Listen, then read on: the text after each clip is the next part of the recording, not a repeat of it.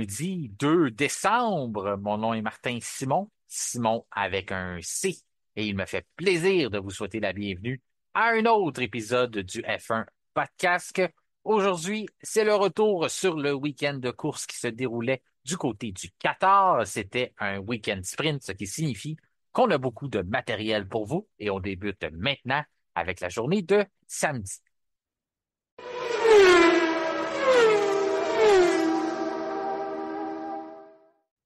Il est maintenant temps de rejoindre notre collaborateur du lundi. Il est l'auteur du livre La Formule 1 au circuit, Gilles Villeneuve. Kevin Fontaine, comment ça va? Ça va super bien, Martin. Et toi, comment ça va?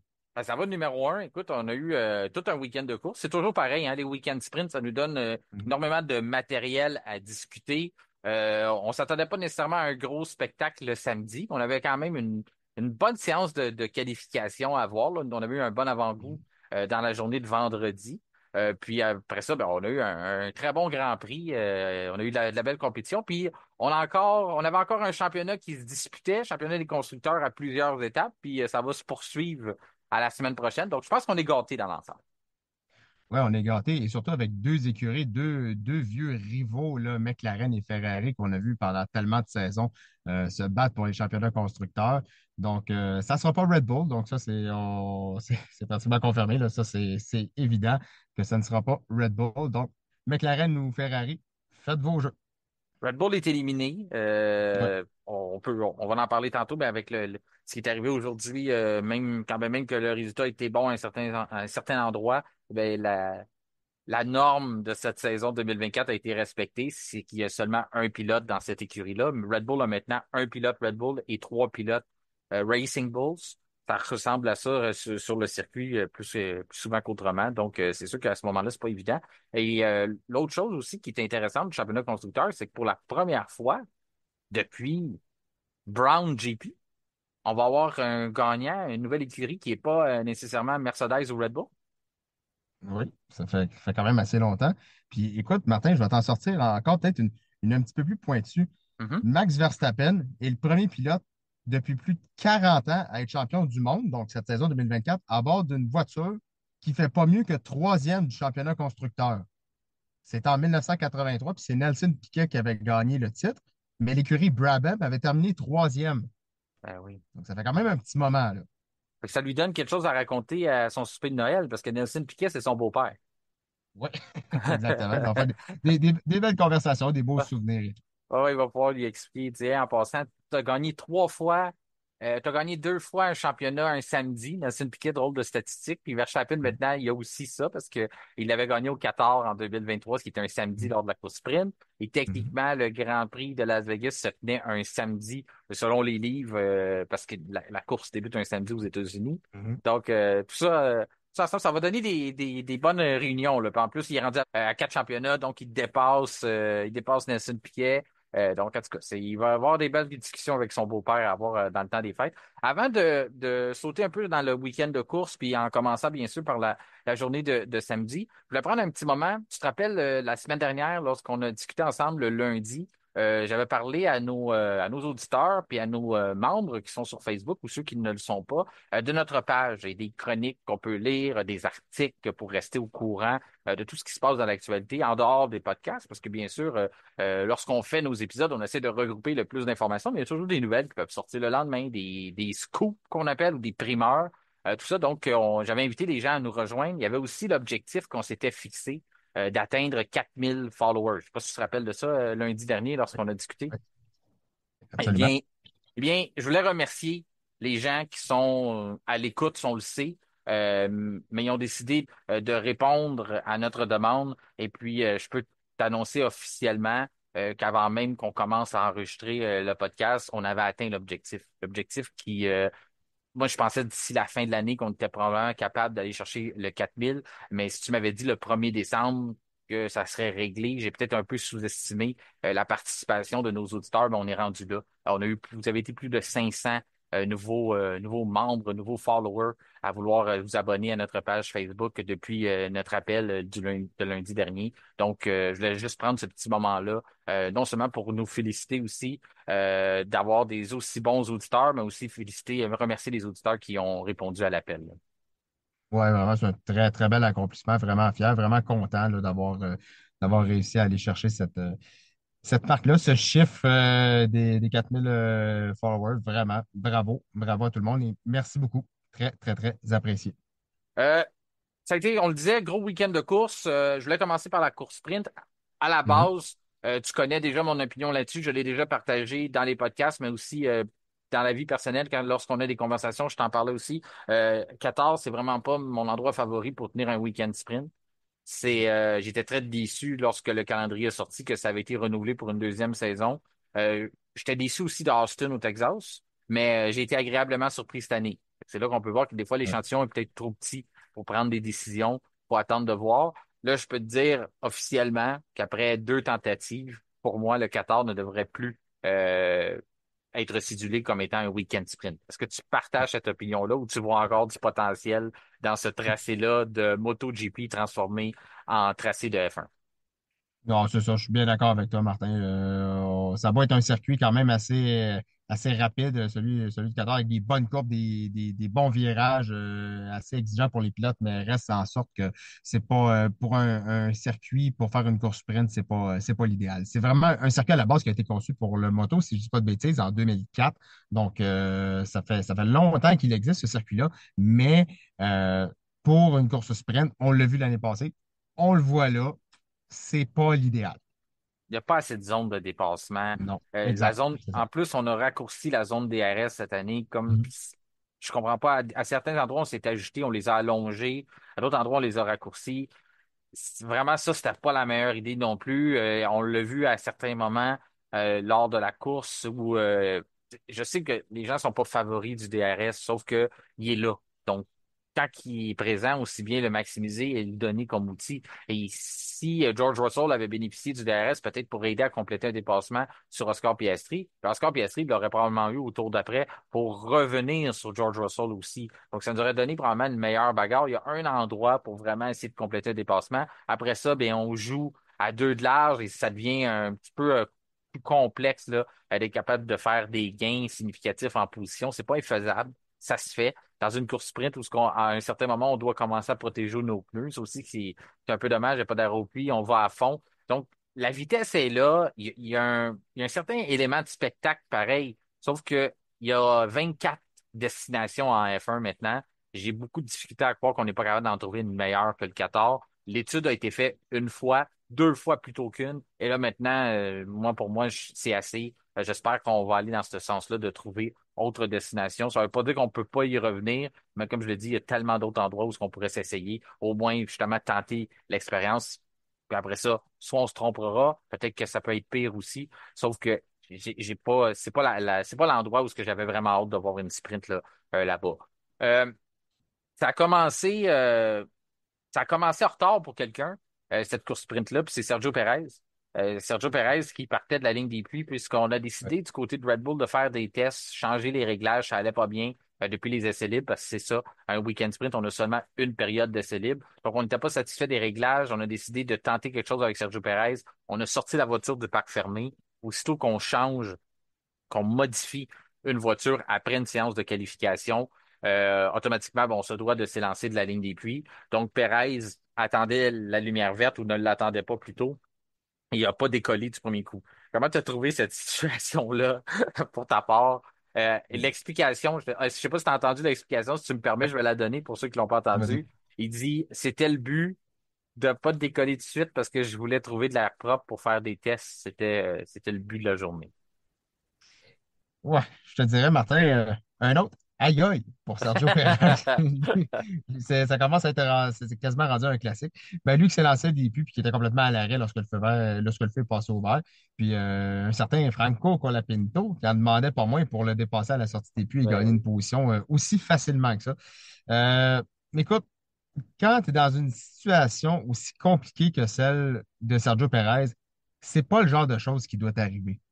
C'est pas le genre de chose. Déjà que la confiance de Perez est au plus bas, c'est juste une autre tuile de plus qui lui tombe sur la tête.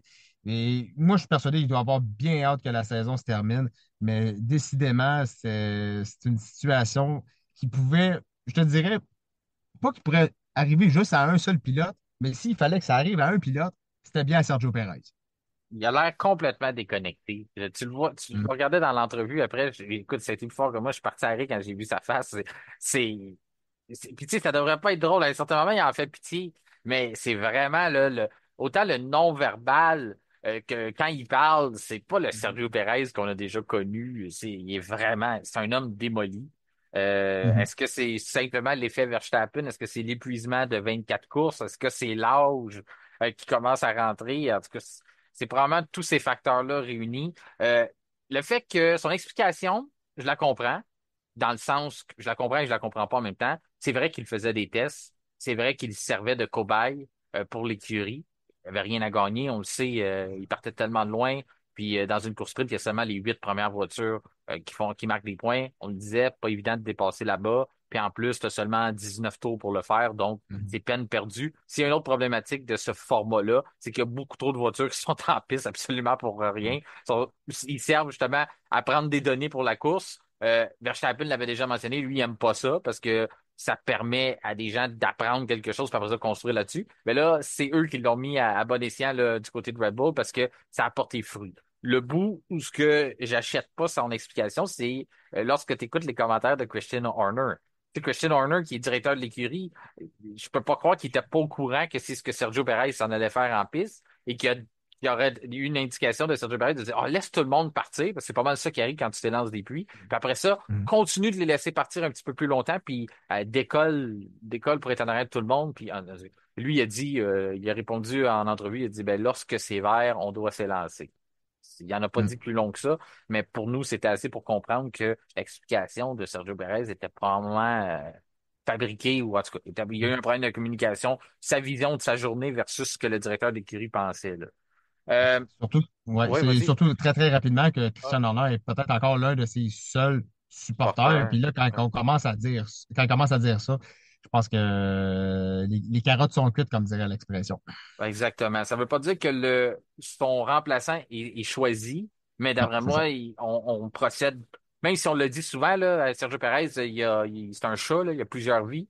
On a pensé souvent que c'était la fin pour lui, mais là, en tout cas, moi, je peux pas croire que ça ne le serait pas, là, puis qu'on n'est pas en train de regarder justement toutes les alternatives, des alternatives à l'interne avec Tsunoda, avec Lawson, ainsi que Colapinto. Colapinto qui viendrait probablement remplacer euh, celui qui sera élu pour graduer chez Red Bull. On a aussi Isaac Hadjar, qui est en Formule 2, qui s'est essayé de s'inviter ou dans la discussion, même si on n'entend pas trop son nom, a quand même essayé de mettre un peu son nom dans le chapeau là, pour au moins obtenir une promotion chez Racing Bulls la saison prochaine. Je pense qu'il est un peu trop tôt pour lui. Je lui laisserai peut-être une autre saison comme pilote de réserve ou quoi que ce soit, mais ça reste à voir ce qu'on va décider de faire de ce côté-là.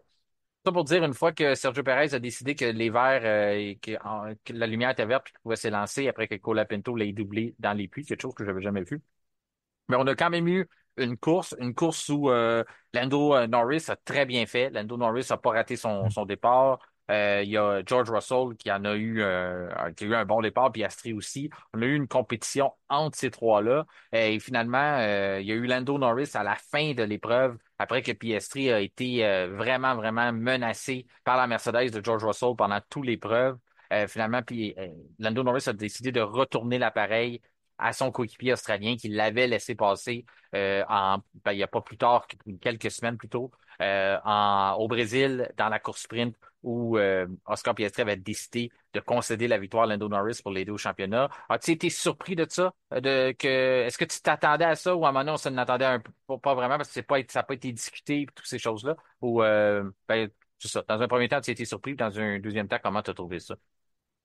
C'est un beau geste de la part de Norris. Est-ce que je m'y en attendais? Pas nécessairement, mais Norris tenait à le faire. Il a dit, il voulait lui rendre l'appareil pour ce que Piastri lui a fait, lui a donné le coup de main à Sao Paulo. Donc, beau joueur, bien fait par Norris. Donc, c'est Piastri qui récolte les lauriers de cette course sprint-là. C'est sa deuxième victoire dans une course sprint. Il avait également remporté cette manche-là l'année dernière, si je ne dis pas de bêtises. Donc Oui.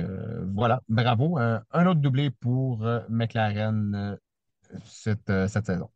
Ben, moi, j'ai trouvé ça, même chose pour toi, j'ai trouvé que c'était tout en honneur de Lando Norris, puis en plus, il a mentionné que ça venait de lui. Que l'écurie, il avait même dit de Mhm. pas le faire. Il trouvait que c'était trop près, c'était dangereux d'essayer ça. Il y a aussi le fait qu'il l'a aidé, hein. Il a aidé. Ben, moi, j'ai trouvé que c'était vraiment un copier-coller, un peu de ce qu'on avait vu à Sao Paulo, de dire Norris qui se sauve pas trop, continue de donner du DRS à Piastri pour l'aider, même si au Qatar, ben des fois, tu te demandes si ça aide vraiment d'avoir le DRS parce que veux pas la voiture. Il y a tellement de turbulences envoyées par les voitures, tellement de virages. On a besoin de tout cet appui aérodynamique-là qu'en même temps, lorsque tu essaies d'aider un coéquipier en lui donnant le DRS, ben, tu lui nuis aussi. À long terme, c'est sûr que dans une course de 19 tours, on n'a pas obligé de ménager les pneus. Mais en tout cas, tout ça pour dire que ça a été un très, très beau travail d'équipe. Ce qui a forcé une déclaration qui m'a surpris. Vraiment, j'ai trouvé ça spécial un peu. C'est George Russell qui a été irrité de ça. Puis, quand je dis irrité, c'est qu'il l'a pas dit seulement une fois.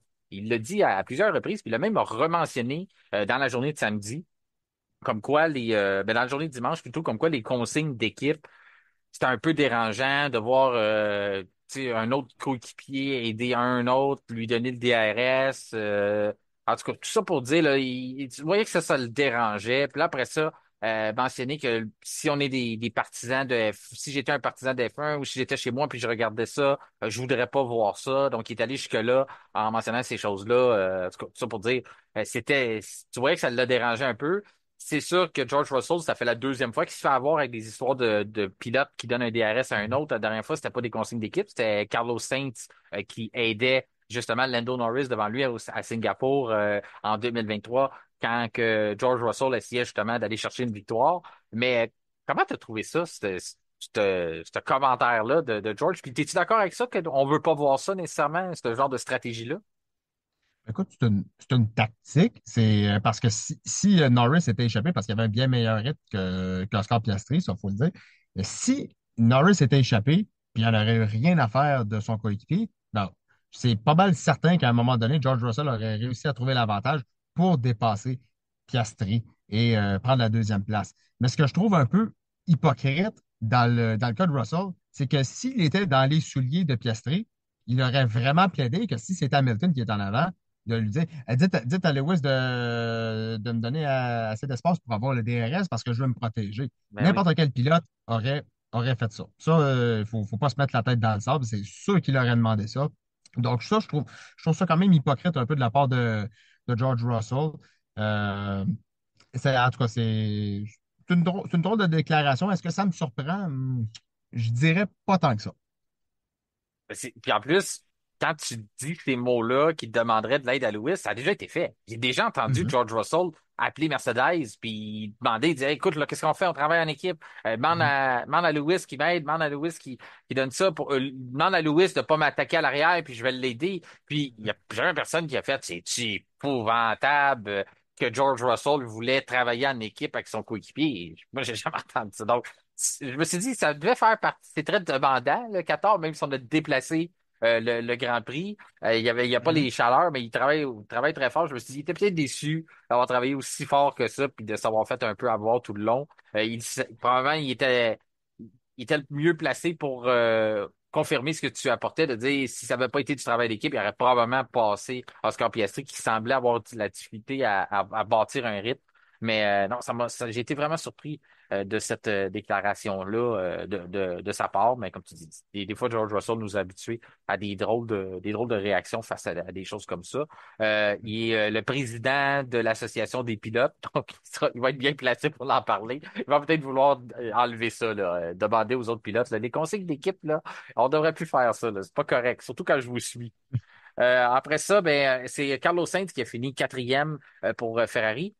Juste une petite parenthèse, oui, c'était très opportun de la part de McLaren parce que pour remporter le championnat des constructeurs, on se devait de sortir du Qatar avec 45 points d'avance. Donc, si on était capable de signer un doublé, dans la course sprint, ce qu'on a réussi à faire en travaillant ensemble et qu'on était capable de reproduire la même chose lors du Grand Prix, ainsi que d'aller chercher le tour le plus rapide. Et à ce moment-là, on pouvait être couronné champion, première fois depuis 1998 qu'on pouvait mettre la main sur ce trophée-là, ce trophée constructeur. Donc, on avait une stratégie précise, on l'a bien exécutée, et puis on avait une très bonne raison de le faire aussi. Du côté de Saints, ben, eux, c'est l'inverse. Ferrari, on veut empêcher McLaren de faire ces points-là, ces doublés-là. On a un intrus à travers tout ça, c'est la Mercedes de George Russell qui a fait la même chose au Grand Prix de Las Vegas avec son coéquipier Hamilton. Ils sont venus prendre des points précieux de la Scuderia. On avait besoin de ces points-là à Vegas. Finalement, on les a pas eus. Et là, la même chose, l'on récidive dans ce week-end-là. Russell qui finit sur le podium pendant que Sainz finit quatrième, Leclerc cinquième, Hamilton sixième, septième pour Hülkenberg, ensuite huitième pour Verstappen. Je n'irai pas beaucoup plus loin dans cette séance de sprint-là. Là, on l'a dit que c'était pas le gros spectacle. Verstappen, mauvais départ, a réussi à regagner une position sur Gasly. Est-ce que ça t'as resté surpris de le voir avoir autant de difficultés à dépasser Hülkenberg? On sait que la voiture Haas a quand même une très bonne forme et Hülkenberg aussi. Mais est-ce que quand même tu t'attendais de voir Verstappen être capable de regagner au moins sa septième place? Ben, c'est sûr que Hülkenberg avait démontré un bon rythme et en plus de tenir tête à Verstappen, c'était vraiment très, très bon. Max qui disait que la RB20 manquait d'adhérence puis qu'il y avait un très mauvais équilibre. Donc, c'est sûr que ça n'a pas aidé dans son cas pour aller rechercher Nico Hülkenberg, mais écoute, on l'a vu tout au long de la semaine. Il y avait de la misère à Verstappen. Il semblait faire du rallye. Hein, Ouais. c'est ce qu'il avait mentionné. Il semblait faire du rallye. Son père était dans une compétition de rallye. Il aurait dû avoir su. J'aurais été avec lui pour, pour faire cette course-là. Mais bon, écoute, Verstappen est déjà sacré champion. Donc, c'est pas la fin du monde, mais en même temps, on sait que Red Bull pouvait toujours essayer, espérer quelque chose au championnat constructeur, mais c'est sûr qu'avec un pilote, c'est loin d'être l'idéal, bien sûr. Donc, oui, un petit peu surprenant, mais comme l'a dit Verstappen, avec qu'est-ce qu'il y avait sous la main, c'était un petit peu plus difficile. Je- J'en avais parlé dans l'épisode de vendredi avec Jean-Christophe que Verstappen, il fausse la note là, du côté de la Red Bull. On l'a vu, Perez, je pense pas que la vraie position d'une Red Bull, c'est en fond de peloton. Est-ce que c'est plus justement vers la fin d'un top 10 ou justement là, en huitième position? Ça semblait être ça au 14. J'attends qu'on apporte les modifications. Là, on va en venir à ça, à la qualification qui se tenait en après-midi. Mais on voit à quel point que il avait vraiment maximisé ce qu'il avait sous la main lors des qualifications et en course, ben là, il n'y avait pas de manière de se cacher. C'est pas seulement un tour. Dès le premier virage, si tu as eu la chance de voir l'angle de la prise de vue de l'intérieur de la voiture, on voyait les gros coups, les braquages forcés que le volant lui forçait à faire. Donc, Mhm. c'était vraiment pas ce qu'il voulait là, d'avoir du sous-virage comme ça. C'est pas l'idéal, puis c'est pas quelque chose que tu veux. Puis tu veux pas ça non plus dans un circuit où tu as 16 virages mais qui s'enchaînent constamment, tu n'as pratiquement pas de ligne droite. Mhm. Donc, si t'es pas capable, comme tu dis, là, c'est pas long que tu as l'impression d'être dans une course de rallye. Si tu le veux bien, on va compléter là-dessus, puis on va s'en aller tout de suite dans la séance de qualification qui se tenait en après-midi. On a eu tout un spectacle. Pour moi, là, je sais pas de Mhm. ton côté, je la place dans une des très, très bonnes séances de qualification qu'on a eues dans l'année. La raison pourquoi je fais ça, c'est que non seulement, oui, les manufacturiers, les pilotes avaient eu une belle période d'essai, non seulement avec la première séance de qualification qui se tenait le vendredi pour la sprint, ensuite une course. Donc, on avait une meilleure idée de ce qu'on avait besoin. Quand même qu'on avait seulement eu une séance de pratique, bien, tout ce qu'on avait ramassé comme données, on avait quelques heures là, pour commencer à retravailler les voitures, puis on semble partout là, sur le peloton, peut-être mis à part McLaren, on semble avoir trouvé quelque chose et tout le monde, là, ça s'est c'est devenu très, très serré. Là. C'est pour ça qu'à ce moment-là, on voit il y a une parité en F1 cette saison. Et lorsqu'on a le droit à des séances de qualification comme ça, où ce que tout le monde est capable de trouver leur fenêtre de performance, ben, ça nous donne des très, très bons spectacles. Je sais pas de ton côté ce que tu as vu à travers tout ça, là, mais j'ai trouvé que jusqu'à la fin, ça pouvait aller, on pouvait pas mal mettre les noms d'un chapeau. Il y a pas mal de monde qui pouvait se retrouver avec une pole position. Ouais, c'est ça, amplement d'accord avec toi. Qui sait qui aurait pu tirer le numéro gagnant puis aller chercher la pole position? Même moi, je savais pas de quel côté me ranger. Et finalement, ben, il y en a un qui a réussi à extraire toute une performance. C'est Max Verstappen. Une 20 520. lui qui s'était pas élancé en pôle depuis le Grand Prix d'Autriche. Ça fait un moment, mais, mais, il y a un mais, il a perdu sa pole position. Écoute, ça, c'est sûr, ça a fait jaser, là, bien Oui. évidemment. Euh, écoute, comme ça a été dit, pour avoir roulé trop lentement selon la direction de course, lui qui a failli être percuté par George Russell, le pilote Mercedes n'était pas dans un tour rapide. Souvent, on va donner 3 places de pénalité pour ce type de situation-là, surtout quand un pilote est gêné dans un tour rapide. Dans ce cas-là, les deux n'étaient pas dans un tour rapide. Par contre, Russell est arrivé assez rapidement, là. Il est arrivé à pleine balle en arrière de Verstappen. En plus de ça, un point de perdu sur son permis au champion du monde, lui qui en est à 6/12. Ce qui est important de savoir, parce qu'il y a eu beaucoup de questions par rapport à ça, moi-même, je m'interrogeais, je pensais pas qu'elle allait être pénalisée, parce Mhm. que la règle, c'est pas pour avoir bloqué George Russell qu'on a décidé de le pénaliser, c'est vraiment pour avoir roulé trop lentement. Donc, Ouais. c'est un règlement qui a été renforcé, qui a été modifié à partir du Grand Prix de Monza en 2023. Dans cette même épreuve-là, on avait eu les deux pilotes Ferrari, Charles Leclerc et Carlos Sainz qui n'avaient pas respecté la règle. Finalement, on avait eu seulement un avertissement. Donc, c'est ce qui était l'habitude. Normalement, on distribuait des avertissements.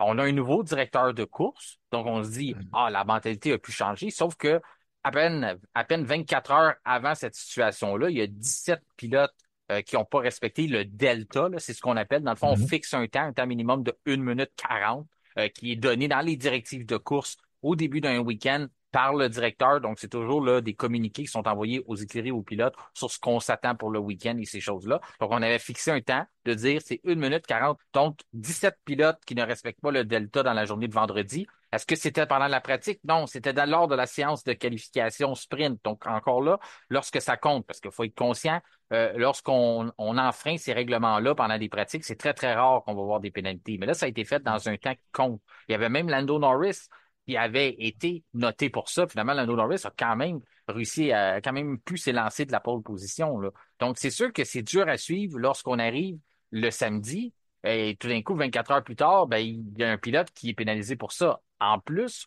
pour rajouter à la confusion, le total de pilotes qui n'ont pas respecté cette règle-là au cours du week-end, c'est 20. Parce qu'il y en a eu deux autres lors de cette séance-là. Il y a eu Sergio Perez et il y a aussi eu Yuki Tsunoda. Ces deux-là en sont sortis avec un avertissement. Et du côté de Verstappen, c'est le seul qu'on lui a coûté, on lui a enlevé une place. Non seulement on lui a enlevé une place, mais on lui a enlevé une pole position parce qu'il était supposé de s'élancer premier. Donc, vous savez ici, au F1 Podcast, on aime ça, regarder les règlements, vous les expliquer. Pas parce qu'on est meilleur que n'importe qui, mais c'est juste que des fois, c'est compliqué, il y a de la confusion. Donc, on essaie de trouver où la ligne directrice, faire tomber les zones grises. Comme ça, on a une meilleure compréhension. Puis après ça, ben, on peut tous et chacun tirer une analyse envers ça. Mais là, j'ai beaucoup de difficultés. Lorsque je regarde la règle puis que je regarde les conséquences, on le sait, le règlement est là. Donc, normalement, un règlement peut être pénalisé, sauf que à cause qu'on l'a jamais vu être pénalisé, c'est ça qui est compliqué, c'est ça qui est dur à suivre, là. Oui, c'est ça, effectivement. Et je pense, Martin, c'est mon avis, je pense qu'on a plus peut-être pénalisé la conséquence que l'action. Mhm. Parce que si j'ai vu Russell arriver vraiment très, très vite, ça aurait pu être, ça aurait pu donner un gros crash. Mais normalement, on pénalise l'action et non la conséquence. Normalement. Mais là, je pense qu'on a peut-être plus été au niveau de la conséquence au lieu de l'action. En tout cas, c'est Mais ce c'est- que je c'est mon trouve, avis. ce que je trouve drôle, c'est que si on a été au niveau de la conséquence, normalement, on aurait dû faire référence au règlement, l'article du règlement sportif qui est 37.5 qui Mhm. dit que tu ne peux pas bloquer un autre pilote. On aurait Mhm. aussi pu aller chercher l'article qui dit conduire dangereusement. Il y en avait d'autres qui s'appliquaient mieux. Donc, encore là, est-ce que c'est parce que on a quelqu'un qui est nouveau puis qui n'a pas compris le bon règlement? Parce que lorsqu'on dit est sous enquête au 33,4 règlement sportif qui stipule que les pilotes ne sont pas autorisés à rouler inutilement lentement. Donc, inutilement lentement, après ça, si on regarde, ah, ben, il a failli y avoir un problème. D'abord, si on juge qu'il a bloqué Russell, ben, on aurait dû plutôt faire référence au 37,5. Mhm. Puis encore là, le 37,5, pourquoi qu'on l'a pas choisi? C'est que le 37,5, lorsqu'on bloque un pilote qui n'est pas en train de s'élancer, qui n'est pas dans un tour rapide, qui est plutôt dans un tour de préparation, normalement, on n'a pas de pénalité pour ça non plus. C'est ça. Donc, il y a énormément, comme je vous dis, j'ai essayé de jongler avec ce qu'on a fait, regarder d'un côté puis de l'autre. C'est très dur de trouver une ligne directrice, une constance avec ce qu'on a voulu prendre comme décision. En plus, pour ajouter à ça, on donne une place de pénalité. Quand est-ce la dernière fois que tu as vu ça, toi, une position sur la grille? Écoute, j'ai vu, il me semble, deux places il y a quand même plusieurs années. Une place, je me souviens, ça doit faire quand même un bon nombre d'années, mais normalement, on y va soit à trois places ou à cinq places. Normalement, on jongle avec ça. Sinon, on a un 10 places pour d'autres problèmes, d'autres situations, mais normalement, une place, là, c'est assez rare. C'est Ouais, très, très rare. pour ça que c'était dur à comprendre. Verstappen, de son côté, ben, bien sûr, il n'était pas d'accord avec la situation. Il a dit Mhm. que il comprenait même pas pourquoi on l'avait convoqué pour ça. Ben, en tout cas, fait que ça reste à suivre. J'espère que ça va faire jurisprudence, que maintenant, ben, ça a passé le message qu'on tolérera plus ça. J'aurais aimé, peut-être que tu vas me traiter de naïf, le mot transparence, il n'a pas l'air d'exister dans le vocabulaire de la Fédération internationale de l'automobile. Mais si on a trouvé qu'il y a eu des débordements dans la journée de vendredi avec les 17 pilotes, il me semble que la bonne façon de faire, ça aurait été d'envoyer un communiqué, pas juste aux pilotes, aux médias, pour dire, suite à la situation et aux directives du directeur de course pour le temps Delta, le 1 minute 40 qui n'a pas été respecté, vous veuillez prendre note qu'aujourd'hui, cette règle sera renforcée si quelqu'un la dépasse. Tu sais, de mettre son pied à terre, là, Mhm. de dire là, il y en avait 17, je ne pouvais pas donner des pénalités à tout le monde vendredi, mais aujourd'hui, tu sais, le bon père de famille là, ou le directeur Mhm. d'école dit j'en pogne un. Mais au moins, placer la ligne, de dire. Puis là, on aurait vu Verstappen pas respecter les choses. On a dit, ah, c'est pénalisé, automatique. Puis en plus, j'ai regardé la reprise, j'ai écouté les commentaires de Jenson Button, que tu sais que j'aime beaucoup. Jenson Button Mhm. était très fâché. Il disait que ça n'a pas de bon sens, que ça arrive à 20 reprises dans un week-end de course, tu pénalises un pilote.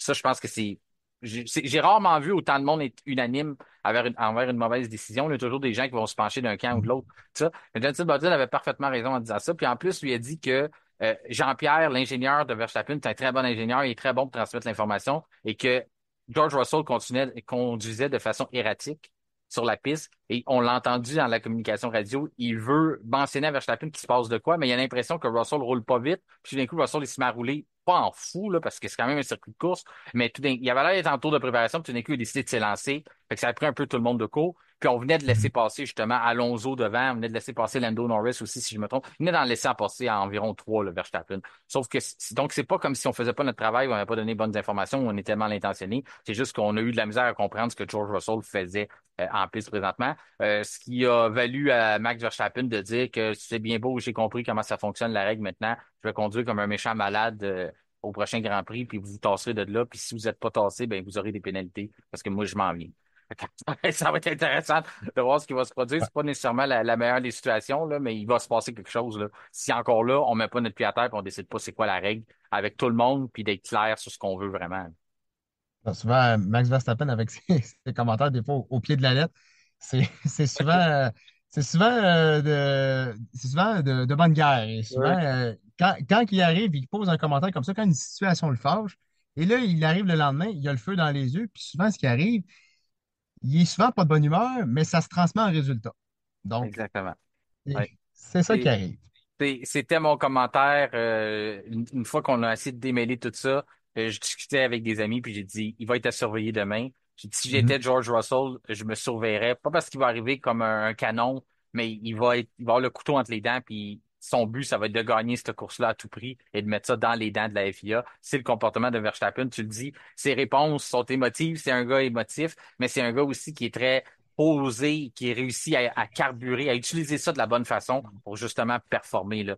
Même chose quand on lui met de la pression. Super bien, je passe à travers, bien sûr, tu mentionnais ça, ces produits, on n'avait pas le choix, ça a été le gros fait marquant de la qualification. Mhm. Pour le reste, là, il y a quelque chose sur les temps qui m'a fait sauter quand même, que j'ai trouvé impressionnant. On dit que du côté de Red Bull, ben, Verstappen, bien sûr, a aidé à trouver les bons réglages, mais on a travaillé fort en simulation en Angleterre, trouver des solutions. Quand on parle de trouver une solution, 1:21,315 le temps qu'il avait enregistré lors de la première qualification, donc la qualification sprint de vendredi. Et après Mhm. avoir trouvé les réglages, le temps est passé de 1:21,315 à 1:20,520.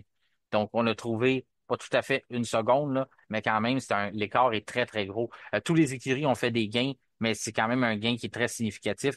Ça l'aurait placé en pôle, là, même dans la qualif de vendredi. Et du côté, là, pour montrer à quel point tout le monde a progressé, Lewis Hamilton, qui a fait un temps de 1:21:011, mais 1:21:011, ça lui aurait donné la pole aussi dans la qualification de vendredi.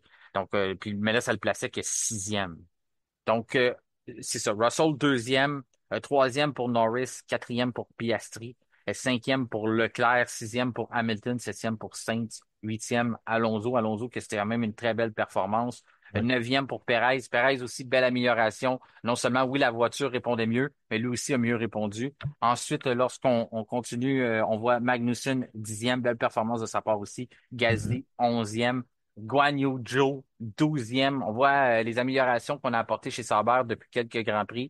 On voit qu'on se rapproche du top 10, qui est des bonnes nouvelles en soi. C'est aussi que je trouve que Guan Yu Zhou, plus de pression, puis qu'il sait qu'il ne sera probablement, qu'il n'est pas de retour en F1 l'année prochaine. Je trouve qu'il performe mieux. Est-ce que c'est juste un hasard? Mais on le voit que c'est vraiment la voiture hein, aussi, parce que lui, 12e, puis 13e Bottas. Donc, il y a vraiment une amélioration des deux côtés là. Du garage Bottas, on sait qu'il a toujours été bon en qualification mais Joe est quand même devant. 14 pour Tsunoda, c'est pas l'idéal du côté de Racing Bulls. On veut se battre pour des positions au championnat. On veut marquer des points et Tsunoda veut impressionner pour tenter d'avoir le siège à Sergio Perez l'an prochain. 15e pour Stroll, 16e pour Albon, 17e pour Lawson, lui aussi c'est pas l'idéal, 18e pour Hülkenberg. On s'est trompé dans le bon temps pour l'envoyer en piste. On a aussi mal rechargé sa batterie, donc pouvait pas vraiment faire un tour représentatif.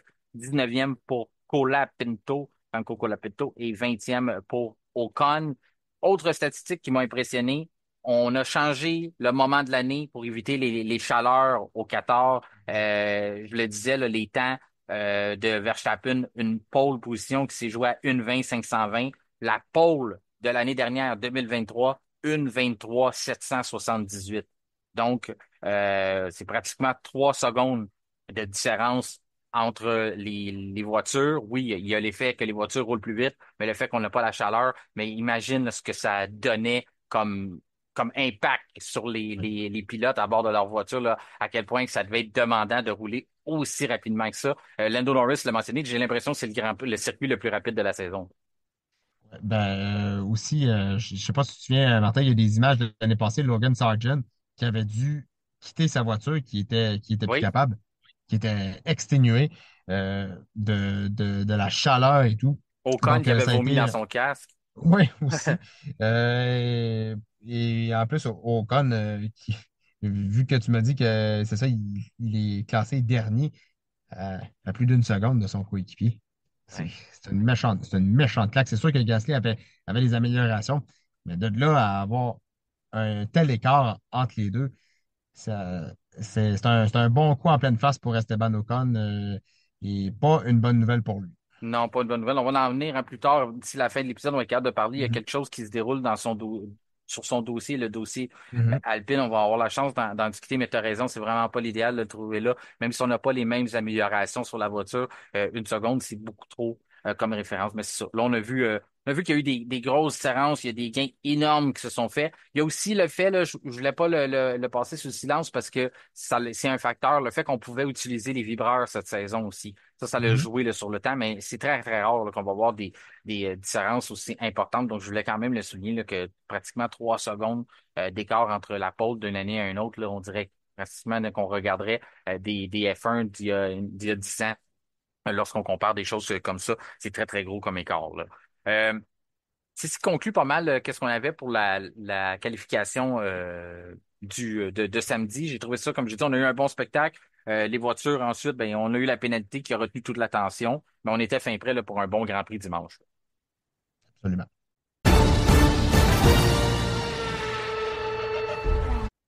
Et c'est dimanche que les Rouges s'éteignaient sur le Grand Prix du Qatar. On pouvait donner le départ pour la deuxième édition de ce circuit-là, de MotoGP, qui a été conçu dans le désert. On a déplacé, comme on disait, la saison pour rendre ça un peu moins demandant sur les pilotes, mais la vitesse était au rendez-vous. Ça, on l'a pas perdu. C'est pas en déplaçant la saison qu'on a perdu ça. On a eu, j'ai trouvé que le spectacle a été intéressant. Je sais pas de ton côté là pour le Grand Prix du dimanche. On a eu, il y avait l'aspect stratégie à tout ça, il y avait l'aspect championnat, il y avait plusieurs choses à regarder.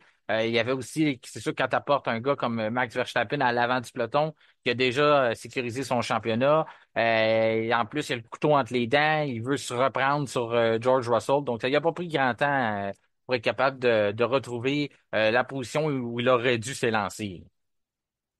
Non, c'est ça exactement. On a eu beaucoup d'actions quand même. Ça, faut le dire. C'est pas une piste qui est parmi mes préférées dans tout le calendrier sur ce circuit de Losail, mais quand même, quand il y a de l'action, c'est intéressant. Il y a des situations anodines aussi, on va y revenir, des situations où il faut regarder dans notre rétroviseur pour ne pas faire de mauvais jeu de mots. Mais c'est ça. Donc, au final, à tout seigneur, tout honneur, ben, c'est ça. Victoire de Max Verstappen. Pas trop inquiété au cours de cette épreuve, malgré les drapeaux jaunes et les relances. Là, il a quand même réussi à bien gérer sa course. Bon envol, bien positionné pour dépasser Russell et tenir tête ensuite à Lando Norris pour, après ça, garder la première position durant toute l'épreuve. C'est son 14e Grand Prix mené de bout en bout. Sa 63e victoire en carrière. Donc, très, très belle performance de Verstappen au Qatar. Tout un retour de situation quand on regarde comment on a débuté le week-end, on a réussi à retourner ça complètement. C'est pas la première fois que Verstappen fait un week-end comme ça, de partir un peu du mauvais pied, d'être capable de trouver la fenêtre de performance. Même chose pour Red Bull. On est habile là-dessus. C'est très, très rare qu'on se trompe. Lorsqu'on n'est pas dedans, ben, on a tendance à être capable de trouver ces solutions-là et sans faire aussi un mauvais jeu de mots avec le nombre, ben, maximiser un week-end. Ben, c'est ça ce que Verstappen c'est pas pour rien qu'il y a 4 titres, là, il est capable de faire ça. Puis c'est aussi son aspect mental. On en parlait la semaine dernière de dire, peu importe ce qui est arrivé au cours de la saison, il est toujours capable de prendre ça et je dirais pas le mettre de côté parce que c'est un gars qui a la mémoire longue. On l'a vu dans ses commentaires, dans ses répliques envers Zach Brown, qui se rappelait ce que Zach Brown avait déjà dit. Donc, il avait été en disant que lui, il pourrait être couronné champion dans une McLaren et le faire plus rapidement. Donc, on le voit que c'est un gars qui il garde les choses négatives qui arrivent, mais il s'en sert pour motivation. Et je pense que je suis pas surpris de voir ce que c'est ce qu'il a fait. Je me l'attendais, je l'avais dit à tout le monde avec qui j'avais des conversations au cours pour le week-end. Je dis Verstappen va être à surveiller dimanche. Il va probablement gagner l'épreuve à cause de ça. On avait vu que la performance était là dans la qualification de samedi, donc de se faire enlever sa pole en plus. Puis c'est ça. Dès le départ, il était capable d'attaquer George Russell puis de s'emparer de la pole position. Tu le mentionnais, oui, il y a eu un moment cocasse, puis ça a eu des répercussions sur tout le Grand Prix. Mhm. Une des répercussions que j'ai constatées, c'est qu'on arrivait à une étape où les McLaren étaient pour passer aux gommes dures. Et l'historique qu'on a depuis le début de la saison, c'est les McLaren en gomme dure, ça devient complètement une autre machine. On avait eu la première aperçu de ça, c'était au Grand Prix de Miami. Mhm. Et c'est l'effet contraire du côté de Red Bull. Lorsqu'on met des gommes plus dures, on a énormément de misère à générer notre chaleur, puis on n'est pas capable de rivaliser. Donc, ça fait vraiment l'effet contraire. Autant que la McLaren devient performante, autant que la Red Bull devient une voiture un peu plus ordinaire. Donc, on appréhendait ce moment-là, autant du côté de Red Bull que du côté de McLaren. Finalement, on a été privé de ça. Privé de ça à cause d'un miroir qui s'est retrouvé en piste, pas n'importe où, dans à peu près le seul endroit où on peut vraiment essayer de compléter un dépassement, donc au bout de la grande ligne droite un espace où ce que normalement on arrive avec des RS, on essaie de se tasser à droite, compléter un dépassement, il y a la sortie des pluies qui est là. Et finalement, le miroir, il se retrouve sur la piste, on le voit bien. C'est mentionné autant dans les médias, les pilotes s'en rendent compte et il n'y a personne qui bouge. On a un nouveau directeur de course, on l'a mentionné, on en a parlé souvent, Rui Marquez, qui m'impressionne pas du tout là, depuis ses débuts. Là. Je pense que on aurait regardé l'autre d'avant, puis on n'aurait pas vu de différence. À part qu'il y a une approche différente sur des règlements qu'on n'avait pas vu être renforcés, mais on n'en reviendra pas là-dessus. Mais puis là, finalement, on a un miroir en pleine piste, puis là, on fait rien avec ça. De ton côté, t'as pensé de quoi de ça? Ben, écoute, moi, je comprends pas pourquoi ça a pris autant de temps avant de ramasser le rétroviseur de la Williams, comme tu as mentionné, Martin, en sachant pertinemment se trouve sur la trajectoire d'un dépassement à l'intérieur au premier virage. J'ai pas compris pourquoi ça a pris autant de temps que ça pour mettre un drapeau jaune pour dire OK, on nettoie la piste, il y a un débris, il y a une pièce qui peut être extrêmement dangereuse. On a vu le résultat, qu'est-ce que ça a donné? Deux crevaisons. C'est, c'est pas rien non plus, là. Donc, Non. ça aurait pu être encore pire que ça. Et quand Bottas, c'est Bottas qui est passé par-dessus, ça aurait pu être. Imagine si la projection serait partie dans les estrades. Mais c'est ça. Ça aurait pu être assez catastrophique. On Mais l'a on a quand même été chanceux dans les Ben circonstances, oui. là. Ça a pas fait, ça n'a pas eu ce résultat-là, si je peux dire. Mais quand même, on aurait pu avoir quelque chose d'assez dramatique. Surtout que, à combien de reprises il y a une pièce qui est sur un circuit, puis on a de la misère à à savoir, à l'identifier. On a un morceau de carbone, on a quoi. Puis là, on a un miroir. On sait c'est quoi qu'il y a avec un miroir? Ben, il y a de la vitre. Donc, automatiquement, la vitre, les crevaisons, comme tu dis, des projectiles, le carbone aussi peut servir de projectile des fois, mais là, on le sait que ce qui devra arriver va arriver. Bottas le voit pas. En plus, Bottas veut céder sa place puisqu'il est un retardataire, se dégage dans le seul endroit qu'il peut le faire, finalement roule sur le miroir. Le miroir éclate en à peu près on peut dire quasiment des millions de morceaux. Il y a de l'hiver partout. Ça a pris même pas un tour que là, tout d'un coup, on voit, comme tu dis, Hamilton Saints. Pour rappeler au directeur de course qui dort, vraiment, d'après moi, il avait pris le même café décaféiné que Sergio Perez avait pris pendant la course sprint. Là, lui, il dort complètement, puis là, il se rend pas compte que non seulement, tu te dis, les conséquences qu'il peut avoir, mais il y a un championnat qui se joue encore. Là, c'est Carlos Sainz qui se ramasse qui perd des positions pour quelque chose qui aurait dû être mieux géré. Puis là, après ça, t'as un autre effet qui est directement lié à ça, c'est Lando Norris. Oui, il a sa responsabilité, mais à cause qu'il y a un double jaune, il le voit pas, il roule, oublie de respecter la consigne, puis finalement, il se ramasse qu'il est pénalisé. Pénalisé qu'il se retrouve à l'arrière du peloton. Si on jouait encore le championnat des pilotes, là, présentement, là, je peux te dire que du côté de McLaren, on serait pas content. Puis là, on a essayé de garder C'est nos sûr. émotions, mais on est en train de disputer un championnat des constructeurs aussi. Si on le gagne pas, là, bien sûr qu'on peut blâmer Lando Norris, il aurait dû être attentif. Il y a une partie il y a une partie des responsabilités, contrairement à Carlos Sainz, qui lui a juste subi, s'est juste ramassé à rouler sur des éclats de verre, même chose pour Lewis Hamilton. Mais c'est quand même tous des éléments, des événements qui sont liés une non-décision de la part de la personne qui est en charge de la sécurité des pilotes. Effectivement. Je trouve ça, je trouve ça inexplicable pourquoi il n'y a pas eu une neutralisation de la course pour ramasser ce débris-là. Et comme tu as mentionné, ça joue gros au championnat des constructeurs, le Ferrari, McLaren, là, c'est une grosse lutte, là. Et là, Sainz a subi des conséquences. Norris a subi des conséquences à ça.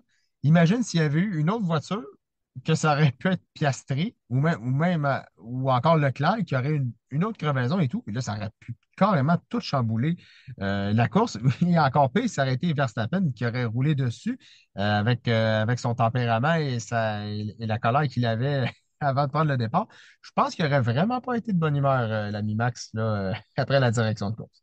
Hey, la bonne nouvelle, si on peut le voir comme ça, c'est que c'est tombé sur justement Andrea Stella, qui est un gars très gentil dans sa façon, il semblait pas content. Zach Brown aussi, il est reconnu pour des commentaires un peu croustillants, mais pas nécessairement le gars avec un tempérament très bouillant. Mais j'imagine juste que tu le dis là, du côté de Red Bull, Christian Horner, Max Verstappen, le père de Verstappen s'en serait mêlé. Tu as le Mm. docteur Marco qui a été sur le dossier aussi. Et j'aurais pas donné cher de la peau à Rui Marquez. Puis même à l'heure où on se parle, je donne pas cher de sa peau non plus parce que c'est certain qu'il y a des négociations. Ça brasse à l'intérieur de la FIA. Il va y avoir des Ouais. comptes à rendre pour ce qui s'est passé, non seulement pour des décisions, mais aussi, comme je l'ai dit, pour ces non-décisions. Et celle-là, c'en était toute une. Et qu'il ne l'ait pas fait dans l'intérieur de un tour et demi, deux tours, trois tours.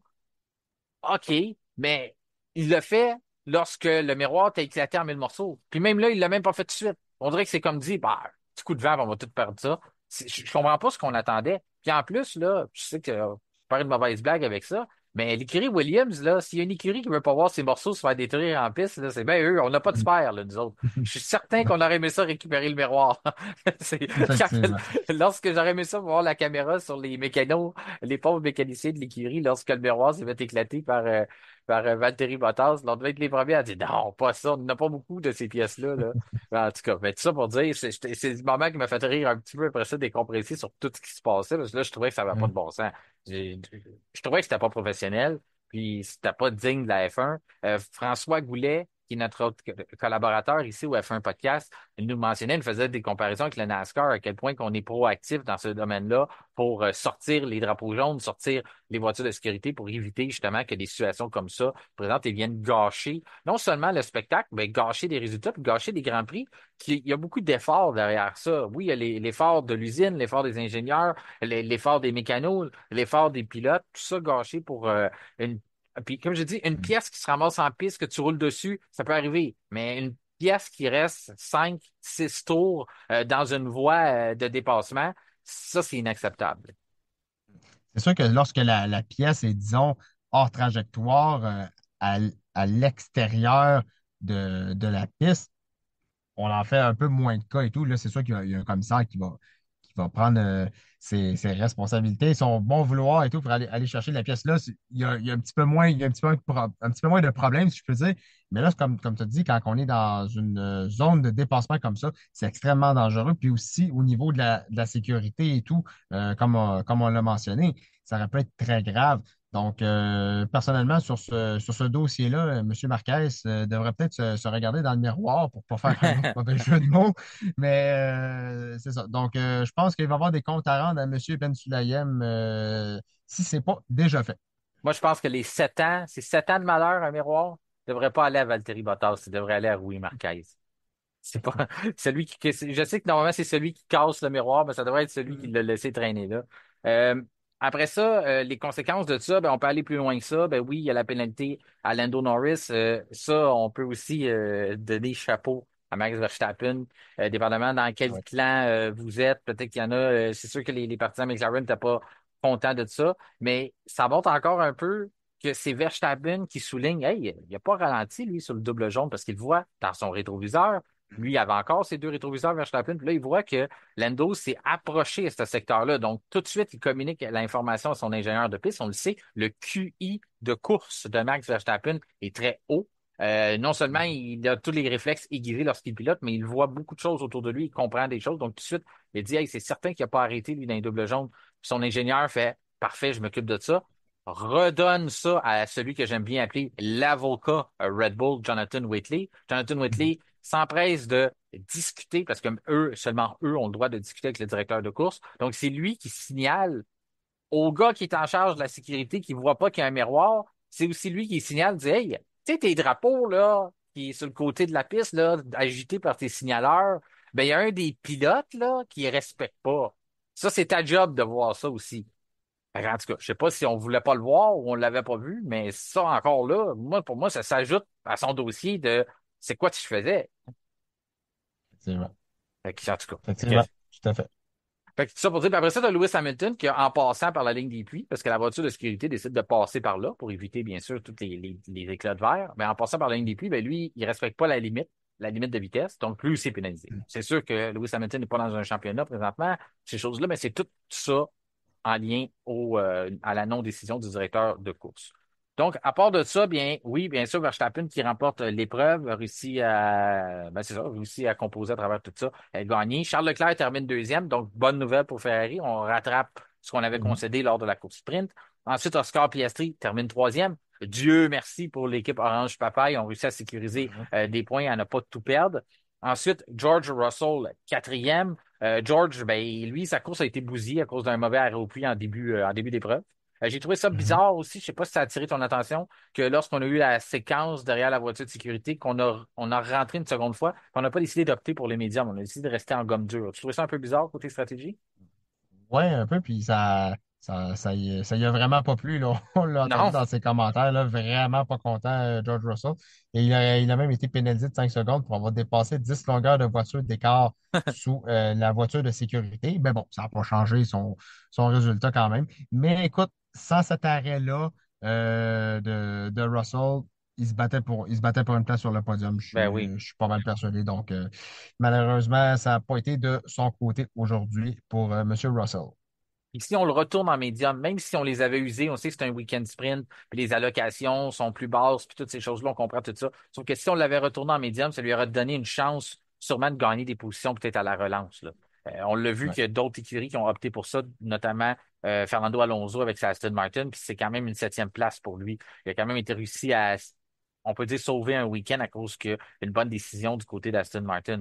Gasly, cinquième, Sainz, sixième, malgré il a failli tout perdre, Carlos Sainz, là. ouais. L'aileron, ça a coûté un aileron, ça a coûté un pneu, ça a coûté tout le temps que ça a pris, non seulement pour faire le tour sur une crevaison, mais retourner au puits. À ce moment-là, ben, c'est une procédure différente avec le cric, je pense que c'est le bon terme, là, pour lever la voiture à l'avant. Ben, à ce moment-là, c'est pas la même situation lorsque l'aileron est brisé. Donc, tout ce temps-là perdu, quand même réussi à remonter sixième, mais c'est des points importants qu'on concède. Vous allez me dire, ben, ça se balance un peu avec ce que Norris a eu à subir, sauf que Norris, il sait que le code de la route, c'est de respecter les drapeaux. Carlos Sainz, quand tu apprends à courser, tu te fais pas dire fais attention au miroir que le directeur de course va laisser en piste dans la zone de Mm. dépassement. Ça, je pense pas que c'est quelque chose que tu apprends à l'école de pilotage. Peut-être que je pourrais le demander à Jean-Christophe dans notre prochain épisode. Septième pour Alonso, Guan Yu Zhou, huitième. Ouais. Là, d'habitude, quand je parle de Guan Yu Zhou, je suis rendu à la fin de la liste. Là, je suis simplement huitième, puis il est là. Euh, On rêve pas. On rêve pas. ouais. Est-ce qu'on sauve du temps, puis je te demande ton pilote du jour? Je te dirais bien que ça sera pas un autre pilote que Guan Yu Zhou. Ouais. Effectivement, c'est mon choix. C'est mon choix. Ça a été le choix de pas mal de monde aujourd'hui lors du Grand Prix, le pilote du jour. Donc, on y va tout de suite. Guan Yu Zhou, pilote du jour. Euh, on donne le mérite au pilote, là. 100% Guan Yu Zhou, super belle performance. On a été sévère avec lui tout au long de l'année. Dire qu'il se passait pas grand-chose, même si la voiture n'était pas au rendez-vous. Je trouvais qu'il était complètement éteint. On a même à un moment donné mis en doute est-ce que c'est vraiment un pilote qui est très talentueux, sans dire qu'il n'y a pas d'affaire en F1, mais de dire, tu sais, es-tu juste dans la norme? Y a-tu des meilleurs pilotes que lui au monde? Probablement. Oui, il apporte beaucoup d'argent. Tout ça, on a déjà tout parlé de ça. Mais on prend quand même un moment hein, pour féliciter Sauber. Je sais qu'on part de loin et on Mhm. aurait dû se réveiller avant, là. Mais en tout cas, il y a nettement des améliorations du bon travail qui a été fait là, au cours des dernières Ouais, semaines. Là. Ben, derniers mois, ouais, parce c'est qu'il y ça. a beaucoup de préparation avant d'apporter des améliorations. Mais on est sur la bonne voie. Au moins pour l'année prochaine, si je m'appelle Nico Hülkenberg ou Gabriel Bortoleto, là, je suis un peu plus content là, d'avoir fait de m'en aller là l'an prochain. Ouais, c'est sûr. Puis c'est bon pour le moral des troupes, là. C'est un excellent résultat. C'est une course propre, bien menée par Guan Yu Zhou et tout. Pour pas dire que ça va donner un kick de performance à l'écurie Sauber. Mais je suis content pour eux. Je suis content pour eux parce qu'on sait que ça n'a tellement pas été facile cette année. Puis dans mes prédictions d'avant le début de saison, je m'avais dit toutes les écuries vont marquer des points. Puis à un moment donné, je m'y étais résigné. Je me suis dit, bon, peut-être que Sauber en marquera pas. Ah, finalement, à la pénultième course de la saison, finalement. Merci, New Joe. C'est pas le pilote que j'affectionne le plus, mais quand il fait des bonnes performances, quand il est là, quand il est capable de démontrer pourquoi il est en Formule 1, ben, c'est avec des résultats comme ça. Donc, faut le souligner. Oui, très, très beau résultat, vraiment. Content pour lui. Je trouve que c'est ça. Depuis qu'il y a un peu moins de pression, puis il a l'air de bien faire. Puis en tout cas, vraiment, vraiment content pour lui. Neuvième du côté de Kevin Magnussen. Dixième pour Norris. Belle remontée dans les circonstances. Réussi Mhm. à ramener sa voiture dans les points. Il vient aussi sécuriser le tour le plus rapide, donc il marque 2 points. Ça reste tout un déficit à comparer de ce qu'il était supposé d'avoir. Au pire des cas, peut-être deuxième, peut-être s'en allait terminer, ou peut-être il était toujours un prétendant à remporter cette épreuve-là. Il était toujours à distance de rejoindre Verstappen. Jamais été largué vraiment plus haut que 2 secondes. Donc, peut-être à un certain moment, là, quand je pense qu'on a essayé de se rattraper, de ne pas avoir respecté le drapeau jaune, puis on a levé le pied pendant un certain moment, donc ça nous a coûté. Mais on était toujours là, Verstappen était toujours à portée, plus on le dit, les gommes dures s'en venaient. Donc, c'était quand même une grosse différence de terminer dixième, mais a quand même réussi à maximiser ce qu'il pouvait faire avec les circonstances. Onzième pour Bottas. Ben, lui, c'est malheureux. Il était très, très près de marquer des points. Puis je lui aurais Ouais. souhaité à Valtteri Bottas, lui qui a toujours 0 point au classement, à moins que je me trompe, mais non, c'est toujours à zéro du Mhm. côté de Mhm. Bottas. Ouais, c'est ça. C'est dommage.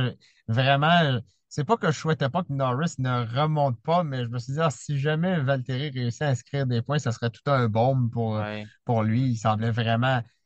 Je pense qu'il n'a jamais été aussi frustré d'une 11e place, Ah, Valtteri ça Bottas. doit. Il était Ouais. vraiment frustré de ce résultat-là. Mais au moins, il n'est plus dernier du championnat. Il est passé devant Logan Sargent dû à sa position, dû à sa 11e place qu'il a récoltée aujourd'hui. Donc, c'est peut-être un petit bombe, mais c'est sûr qu'avec 0 points, c'est une saison assez catastrophique. Donc, dommage pour Valtteri, mais il reste encore une course. Qui sait? On va lui souhaiter tout le meilleur à Valtteri. Je dirais, j'appelle ça une victoire d'orgueil, moi. Ne pas terminer derrière Logan Sargent, qui n'est plus en F1 depuis déjà plusieurs Grands Prix. Donc, ouais, Bottas, il reste encore une course, mais c'est sûr que tu ne veux pas prendre ta retraite ou être possiblement à ta dernière épreuve en F1 et ne pas avoir marqué de points dans ta dernière saison, surtout sur un gars qui est un gagnant, multiple gagnant de Grand Prix, un gars qui a déjà eu des pole positions, qui a connu des belles années chez Mercedes, qui a eu des championnats constructeurs. Justement, on parle de belles années chez Mercedes, de championnats constructeurs un qui n'a arraché tout au long du week-end. On a eu un déjà-vu un peu ici à Las Vegas. Il y a eu une très, très grande performance. C'est repris, même si la qualification avait été plus dure, a remonté au cours de l'épreuve. Mais ça ressemblait un peu plus à Sao Paulo aujourd'hui, là, du côté de Lewis Hamilton. Rapidement, je vais juste t'emmener sur ses commentaires qui dit qu'il est plus capable de se qualifier, là, qui est rendu trop lent. On sait que la première chose qui s'en va chez les pilotes, normalement les réflexes, la vitesse, ces choses-là, mais c'est en qualification que ça paraît le plus. Est-ce que tu Mhm. penses que, tu sais, on en a déjà parlé, alors, moi je l'ai mentionné que Lewis Hamilton, quand même qu'il perd des pourcentages, il va toujours rester dans les bons pilotes quand même, mais moi j'y crois plus qu'il peut, week-end après week-end, nous donner des bonnes performances. Et là, ça me fait pas mentir parce que Sao Paulo, c'était une catastrophe. Vegas, ça avait l'air de l'ancien Lewis Hamilton. Puis on arrive au Qatar, puis finalement, un circuit où ce qui devrait exceller parce que ça va quand même dans ses cordes. Puis finalement, là, c'est un désastre. Faux départ, des erreurs, on peut dire des erreurs quasiment niaiseuses à certains endroits. Justement, après ça, t'arrêtes pas dans la ligne des pluies, t'oublies la limite de vitesse dans la ligne des pluies. Toutes ces choses-là, là, tu penses quoi de tout ça, là? Ben, écoute, à un moment donné, il avait pas demandé Oui. d'abandonner. Ah oui, Puis ça, l'écurie lui ouais. a dit non, continue. Écoute, Après je ça, trouve il a que dit, Après ouais, ça, il a vas-y. dit abandonne, puis là, il a pas répondu. Fait que sûrement que c'était comme mange la, tu sais, parce que là, tu m'as dit je voulais, puis là, tu m'as dit non. Fait qu'en tout cas, en tout cas, c'était peut-être plus ça, là. Dire, là, je te l'ai offert, puis là, finalement, après ça, on y dit rentre la voiture. J'ai pas trop compris ce côté-là, là, mais ça, je trouve ça plate quand que Lewis Hamilton veut abandonner. Je sais que c'était probablement l'orgueil, on le dit, c'était probablement pas facile, mais tu sais, il est le premier à souvent mentionner, faut être un exemple pour les enfants, puis faut faire attention, on a des enfants qui nous regardent, puis lorsque c'est le temps de lancer des flèches à d'autres pilotes sur la grille, mais ça aussi, ça fait partie des enfants qui te regardent. Tu es un septuple champion du monde, tu es l'idole de plusieurs personnes. Pourquoi tu abandonnes? Il y en a d'autres pilotes qui n'ont pas des bonnes voitures ou qui n'ont pas des bons week-ends, puis ils se battent quand même. Surtout que tout peut arriver, tu es juste 12e, là. Deux voitures peuvent arrêter, puis avoir une collision, puis tu te ramasses d'un point. Tu dis souvent, j'ai fait ça pour mon écurie, j'ai fait ça pour mes mécanos, j'ai fait ça pour ça. Ben, gars, endure, puis garde ta voiture en piste. Tu n'es pas blessé, tu te sens bien.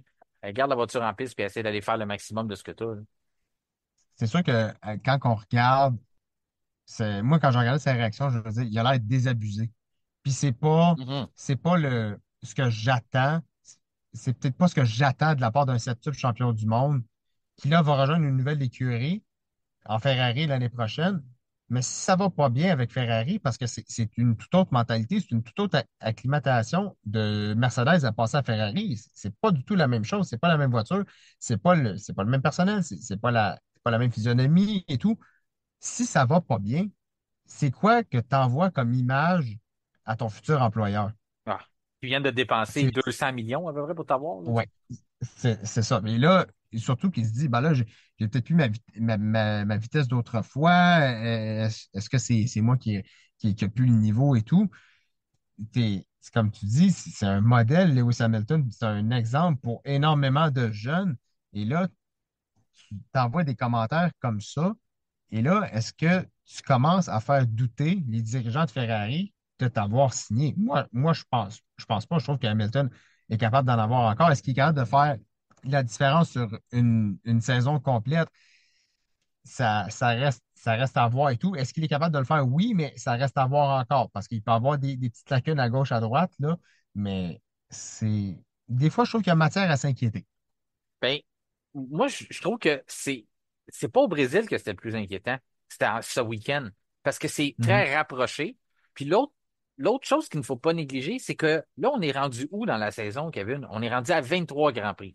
OK? mhm, Là, on a dépassé le seuil de la normalité, normalement, là.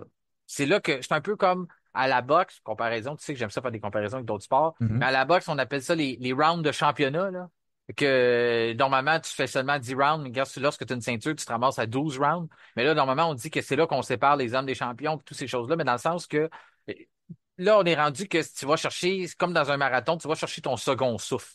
Et là, on l'a vu mhm, depuis qu'on est rentré, là, peut-être dans le 19e, 20e, 21e Grand Prix. Ça commence à être plus compliqué. Vegas, ça a été, on peut dire Vegas, ça a été bon, mais ça a été bon le dimanche. Le samedi, il a commis plusieurs erreurs. mhm, Puis on était d'accord tous les deux que c'était probablement une victoire Lewis Hamilton s'il ne commet pas son erreur en qualification le samedi. Donc, c'est tout ça qui commence à peser dans la balance. Mais tout ça, ça arrive. Sauf que, est-ce que tu aies plus confiance en Lewis Hamilton ou que tu aies des doutes, ça peut arriver. Mais si lui doute en lui-même, un gars qui a jamais manqué de confiance, là. Peut-être, en tout cas, du moins, ce qu'il laisse paraître, c'est un gars qui se remet en question, mais c'est un gars qui déborde de confiance normalement.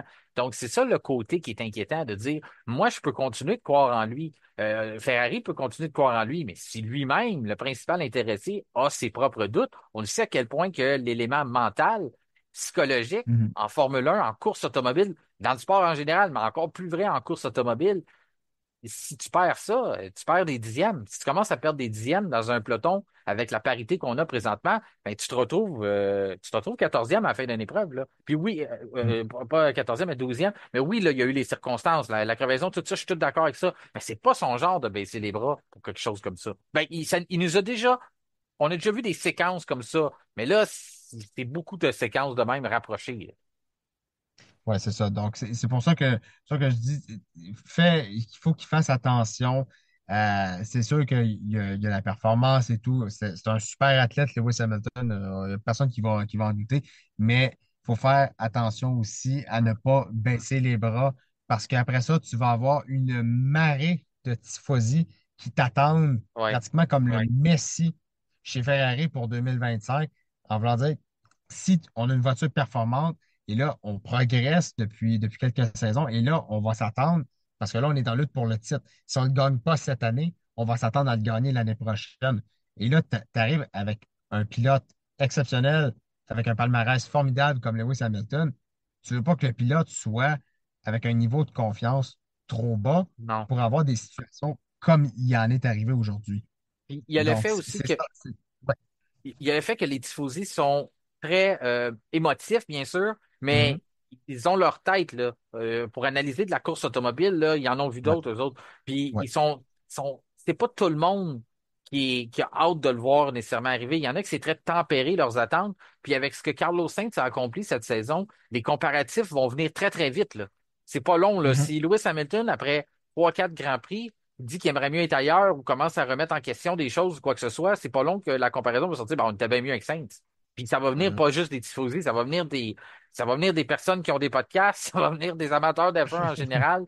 Tout le monde va commencer à se dire, ça a déjà commencé. Il y a déjà des gens qui se posent des questions, pourquoi on a fait ça? L'expérience, le côté argent, le côté, ce qui va tout apporter, sa base partisane, tout ça, on le comprend tout. Mais le côté, le but reste que chez Ferrari, on veut gagner des championnats, on veut revenir à une équipe championne. Donc, c'est pour ça qu'on a fait cette décision-là, en tout cas.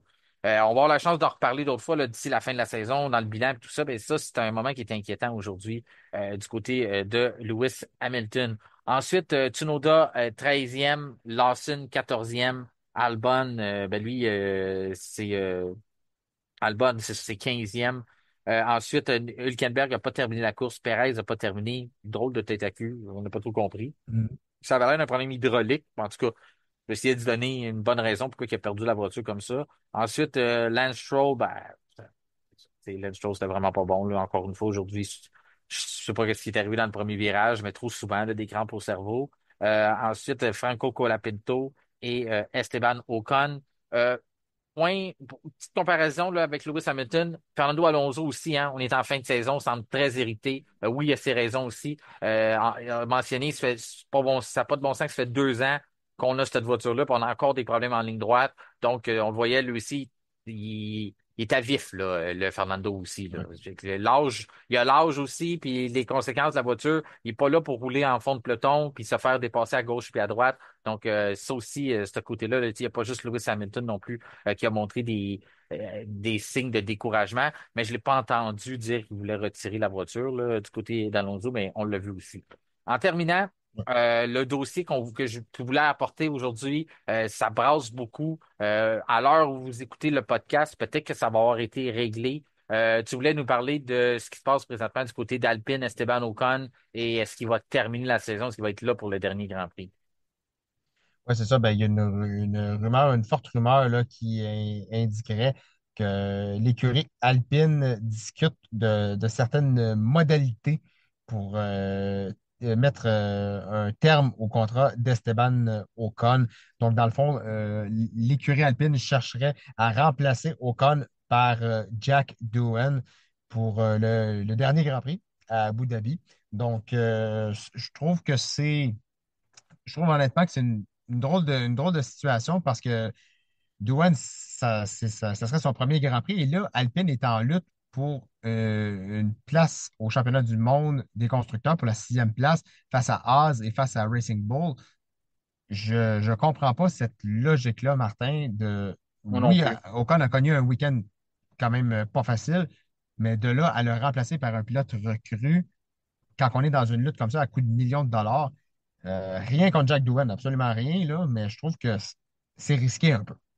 Si vous voulez aller voir les conséquences du positionnement dans un championnat des constructeurs, je vous invite à rejoindre notre page Facebook. Il y a un article qui est disponible sur la page. Vous pouvez voir en détail un peu comment ça fonctionne, le partage des revenus. Vous allez voir que c'est une décision qui est très risquée du côté d'Alpine. Si jamais vous la trouvez pas, vous pouvez m'écrire juste sur Messenger, justement, ou F1 Podcast et je vous l'enverrai. Mais tout ça qui est en lien à ça, là, qu'on regarde une bagarre à 10 millions par position, qu'on décide de confier ça, oui, à Pierre Gasly qui a l'expérience et qui fait très, très bien au cours des derniers Grands Prix, on décide de se priver d'Esteban Ocon. Esteban Ocon, si tu me demandes, je suis pas, tu sais, là, honnêtement, je suis pas le plus grand partisan d'Esteban, sauf que je suis capable de lui donner ce qui revient. C'est un pilote qui est rapide.